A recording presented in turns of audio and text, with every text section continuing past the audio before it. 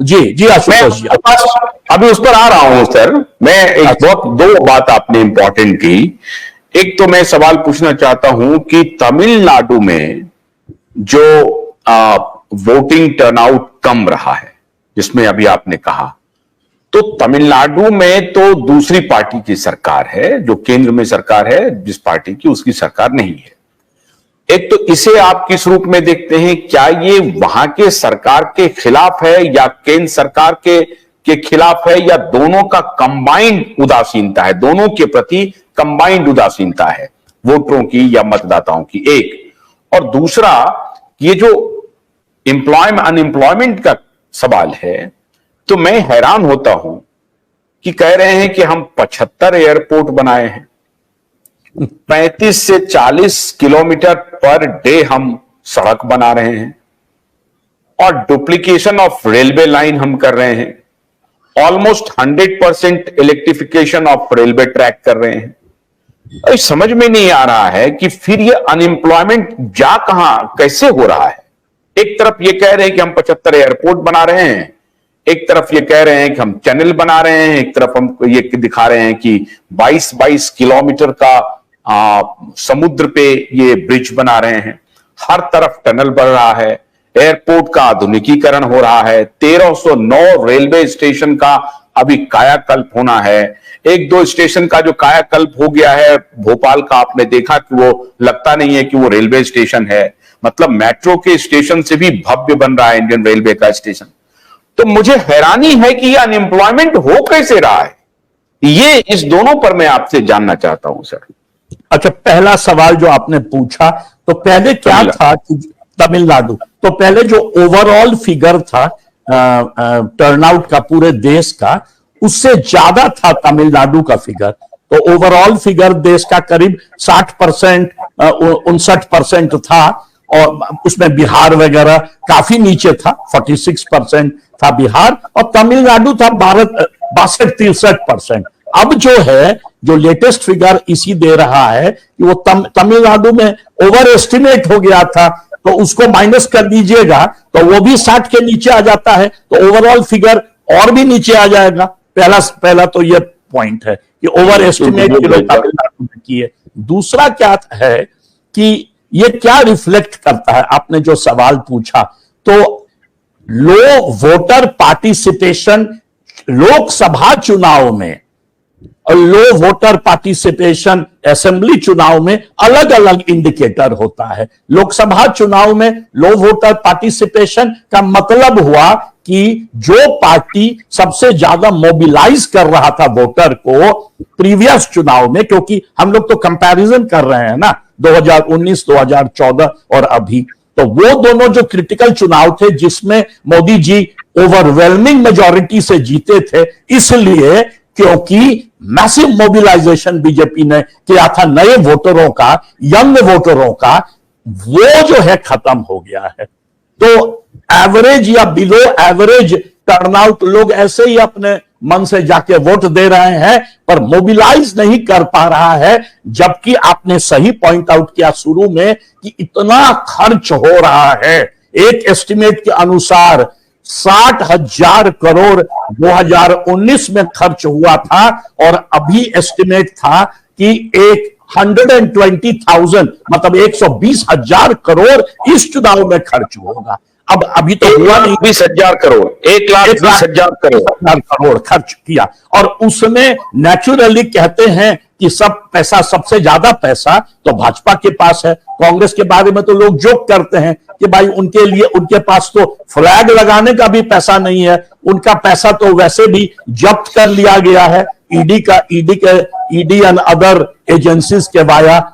बाकी जो regional parties हैं, 2-4 कर्नाटक या मान लीजिए आंध्र प्रदेश या साउथ में, उनके पास थोड़ा बहुत पैसा है। नॉर्दर्न पार्टीज के पास रिलेटिवली कम पैसा है, बट जो ओवरवेलमिंग मेजॉरिटी जो पैसा है 1,20,000 करोड़, वो तो रूलिंग पार्टी का है।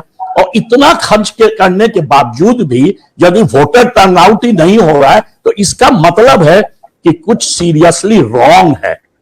और वो जो है पता चलेगा बाकी 6 चरणों में। यदि यही रहा तो जो मैंने पहले भी कहा था कि ये बीजेपी के लिए गुड न्यूज नहीं है। और इसका मेन कारण है कि आपने जो दूसरा सवाल मुझसे पूछा कि भाई इतना कह रहे हैं, एयरपोर्ट बना रहे हैं, इतना जो है रेलवे स्टेशंस को पूरा रिस्ट्रक्चर कर रहे हैं, हो क्या रहा है आशुतोष जी, ये मेरा गैस है और भी लोग इस पर बोल सकते हैं। जो प्राइवेटाइजेशन के थ्रू ये सब हो रहा है, और प्राइवेट सेक्टर जो होता है ना, वो सिर्फ प्रॉफिट देखता है, तो करता क्या है, वो जॉबलेस ग्रोथ करता है। मतलब सब जगह ऑटोमेशन लगा देता है, सब जगह बाहरी कंपनीज आके उनके लिए काम करते हैं। आप देखिएगा कि अनएम्प्लॉयमेंट है देश में, और जापानी और कोरियन इंजीनियर धड़ाधड़ गुड़गांव और उस इलाके में आके पोस्ट कोरोना के पहले भी आ रहे थे, कोरोना के बाद वही सब हैंडल कर रहे हैं, बड़े बड़े मशीन लेकर। आप एक बार अपने कैमरा के साथ गुड़गांव घूम जाइए, जहां भी कंस्ट्रक्शन चल रहा है, लेबर बहुत कम नजर आएगा, थोड़ा बहुत बिहार यूपी का वो जो है मिट्टी का काम कर रहा है, वही सब। अब बाकी सब बड़ा बड़ा वो क्या कहते हैं, कंस्ट्रक्शन मशीन्स वगैरह। तो जॉबलेस ग्रोथ हो गया है। जो भी ग्रोथ हो रहा है वो जॉब नहीं प्रोवाइड कर रहा है, और इससे जो है दो तरह के एलिमेंट्स का फायदा होता है।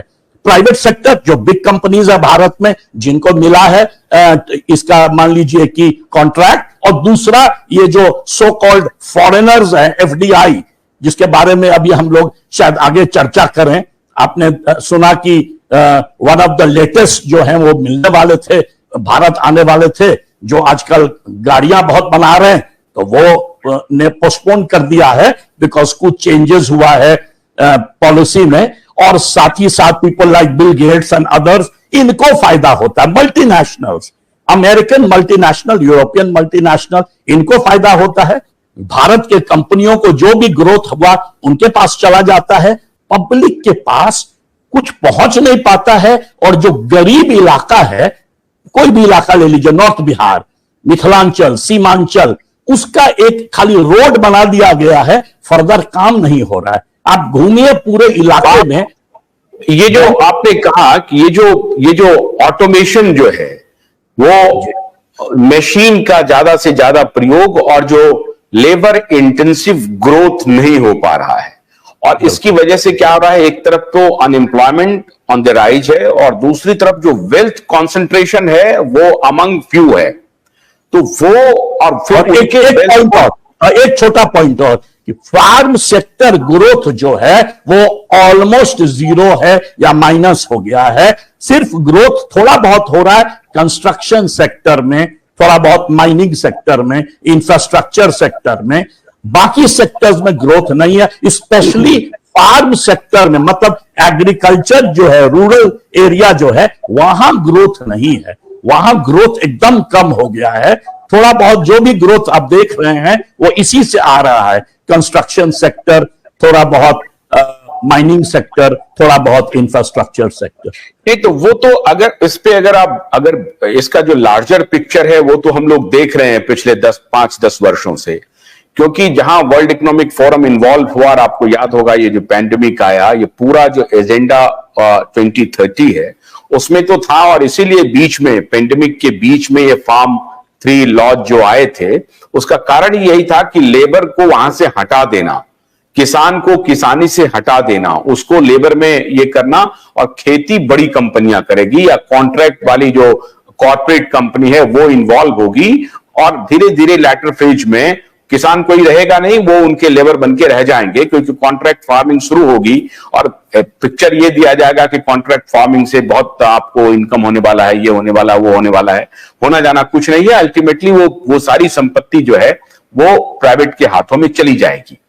तो वो तो एक पूरा प्लानिंग है। तो आपको लग रहा है कि ये जो डिस्पैरिटी बनते जा रहा है पिछले 10 वर्षों में और बन गया, और ये मोदी जी के लिए एक समझिए कि बहुत एक ऐसा खाना हो गया है कि जिसको वो ना खा सकते हैं ना उगल सकते हैं। और इस डिस्पैरिटी से वो कैसे, और ये एक बहुत बड़ा चंक है जो वोटर भी है, जो युवा हैं, जिनको जो रोजगार चाहिए, उसकी तादाद बहुत बड़ी है, करोड़ों में है, और वो करोड़ अगर घर बैठ जाए या निराश हो जाए तो वोटिंग पैटर्न पे असर पड़ेगा। तो आप इसको इससे कोरिलेट कर रहे हैं या इसमें आपको दिख रहा है कि ये कुछ है भाव? नहीं नहीं, बिल्कुल आपने जो कहा, आपका एनालिसिस एकदम टारगेट है। टॉमस पिकेटी, जो अभी वर्ल्ड के one of the top most economist, Frenchman है, अमेरिका में पढ़े थे, सबसे अच्छा काम कर रहे हैं इकोनॉमिक्स में आज, स्पेशली लेबर इकोनॉमिक्स में, वेल्थ इकोनॉमिक्स में, ये जो होता है कैसे करके ऑल काइंड ऑफ इकोनॉमिक्स में जिनका काम बहुत ही अच्छा है। उन्होंने इंडिया पे जो काम किया है उसमें उन्होंने पॉइंट आउट किया है कि लोग कहते हैं कि इंडिया में बीच बीच में ग्रोथ पिकअप करता है, तो वो कह रहे हैं कि हाँ पिकअप तो करता है, पर इनइक्वालिटी जो आज लास्ट 10 इयर्स में भारत का है वो ब्रिटिश राज से भी वर्स था। मतलब today it is worse than British Raj. तो यदि ऐसा इनइक्वालिटी है, इसका मतलब है कि Indian economy is running on 10% base. 90% जो है वो मार्केट से बाहर है, वो बिल्कुल हर चीज से बाहर है। वो जिंदा है क्योंकि वही जो 5 किलो चावल मिल जाता है किसी तरह से पोस्ट कोरोना, वो यदि बंद हो जाए तो यहां हाहाकार मच जाएगा और सरकार दूसरे दिन गिर जाएगा। यही मेरा कहना है इस पर। Very good. भोलानाथ के 2-in-1 बैटरी ऑपरेटेड हार्वेस्टर कम ब्रश कटर के साथ ट्रॉली अतिरिक्त लागत पर उपलब्ध है।